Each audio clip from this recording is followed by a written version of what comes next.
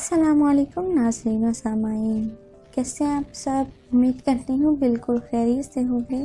ناظرین و سامعین، اللہ تعالیٰ نے ہمارے لیے بہت ساری نعمتیں پیدا کی ہیں اور ان نعمتوں کا ہم جتنا بھی شکر ادا کریں کم ہے۔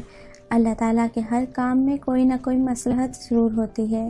ناظرین و سامعین، آج کی ہماری ویڈیو دکھ کے بارے میں ہے۔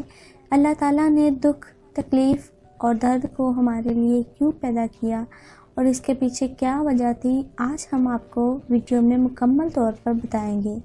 ناظرین و سامعین، ویڈیو شروع کرنے سے پہلے نئے آنے والے جتنے بھی ہمارے فرینڈس ہیں ان سب سے ریکویسٹ ہے کہ جلدی سے ہمارے چینل کو سبسکرائب کر لیں تاکہ آپ کو نئی اپڈیٹس نوٹیفیکیشن کے ذریعے ملتی رہیں۔ ایک دفعہ حضرت امام علی علیہ السلام کی خدمت میں ایک شخص آیا اور دست ادب کو جوڑ کے کہنے لگا، اے علی، آپ فرماتے ہیں کہ اللہ نے زمین پر ہزاروں نعمتیں انسان کے لیے پیدا کی، تو یہ دکھ تکلیف اللہ نے کیوں پیدا کیے؟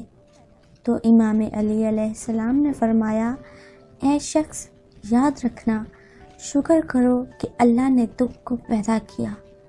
اللہ کی عظیم نعمتوں میں سے ایک نعمت دکھ بھی ہے۔ تو اس نے کہا، یا علی، دکھ بھی نعمت ہے، وہ کیسے؟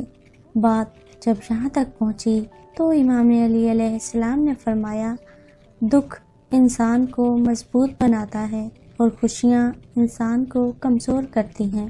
اللہ جس انسان کو نوازنا چاہتا ہے، عظیم مقام دینا چاہتا ہے، تو اسے دکھ، تکلیف اور درد کی راہ بخشتا ہے تاکہ وہ مضبوط بن کے اتنا سیکھ لے کہ اپنی منزل تک جا پہنچے۔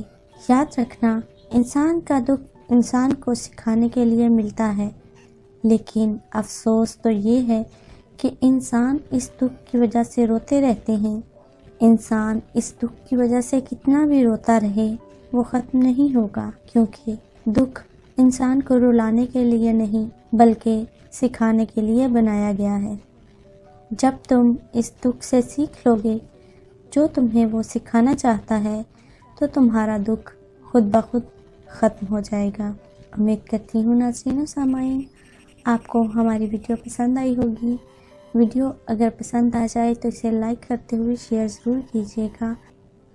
اپنی ایک اور خوبصورت سی ویڈیو کے ساتھ پھر حاضر ہوں گے، تب تک اپنے ساتھ دوسروں کا ڈھیروں سارا خیال رکھیے گا، ہمیں اپنی دعاؤں میں یاد رکھیے گا۔ اللہ حافظ۔